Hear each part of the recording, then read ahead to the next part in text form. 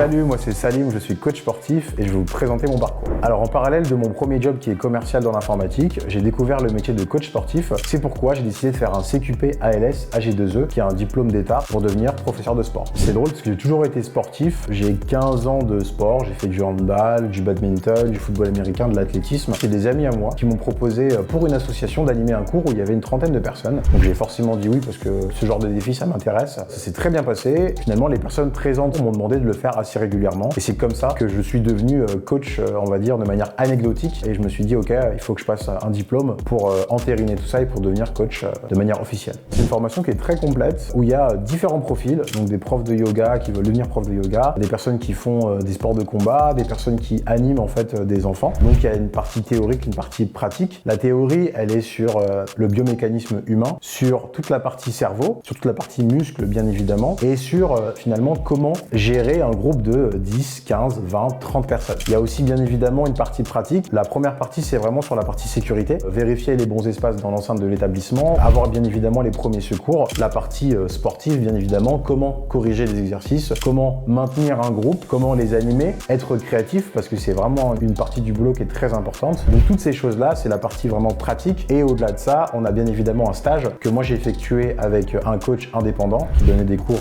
à des personnes en one-to-one mais également des cours en small group et des groupes.